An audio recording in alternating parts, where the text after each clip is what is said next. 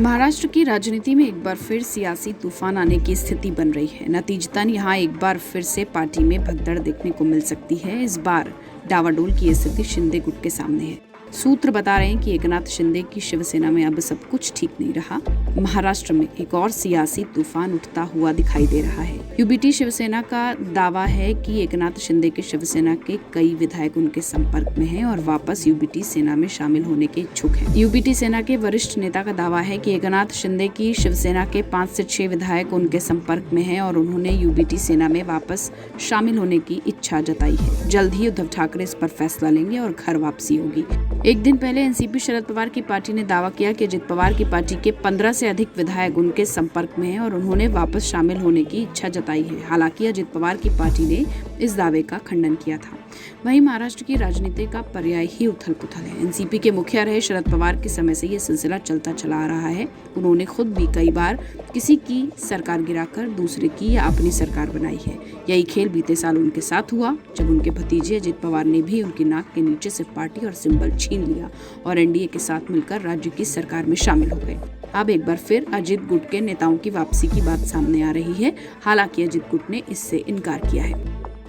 उधर यही हाल उद्धव ठाकरे और शिंदे गुट का भी है। एकनाथ शिंदे के पास असली शिवसेना का तमगा है, लेकिन अब लोकसभा चुनाव के बाद इस तरह की बातें निकलकर सामने आ रही हैं कि शिंदे गुट में सब कुछ ठीक नहीं है। ये स्थिति क्यों बन रही है, इस पर अभी ठीक ठाक विश्लेषण तो नहीं किया जा सकता है, लेकिन एक अनुमान ये जरूर है कि लोकसभा चुनावों में आए परिणाम इसकी एक वजह हो सकते हैं। असल में महाराष्ट्र में जहाँ बीजेपी को यूपी बंगाल की तरह करारा झटका लगा है, तो वहीं व्यक्तिगत तौर पर शिंदे गुट भी उद्धव गुट के आगे कमतर ही साबित हुआ है। जहां शिवसेना उद्धव गुट को 9 सीटें हासिल हुई, तो वहीं शिंदे गुट सिर्फ 7 सीटों पर सिमट गया। इसके अलावा मुंबई के किंग बनकर भी उद्धव ही उभरे हैं, क्योंकि मुंबई नॉर्थ, साउथ और साउथ सेंट्रल पर उद्धव गुट को ही जीत मिली है। मुंबई साउथ और मुंबई साउथ सेंट्रल पर उद्धव गुट और शिंदे गुट की सीधी लड़ाई थी, जिसमें शिंदे गुट को मुंह की खानी पड़ी।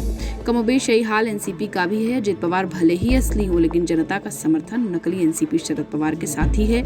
इसलिए चुनाव में शरद पवार को 8 सीटें मिली हैं, लेकिन अजित पवार के खाते में 1 ही सीट आई है, बल्कि वो तो नाक और पावर की लड़ाई बारामती भी हार गए। इस तरह के नतीजे देखने के बाद अंदर खाने में विधायकों के बीच आत्ममंथन तो चल ही रहा होगा कि क्या उन्होंने ऐन चुनावों से पहले इस तरह पार्टी का फेरबदल कर कोई गलती तो नहीं कर दी। हालांकि अजित गुट ने आधिकारिक तौर पर इस उथल पुथल को अफवाह बताया है। हमारी इस खबर पर आपकी क्या राय कमेंट सेक्शन में लिखकर जरूर बताएं। देश और दुनिया से जुड़ी तमाम बड़ी खबरों के लिए सब्सक्राइब करें हमारा डिजिटल चैनल आज तक।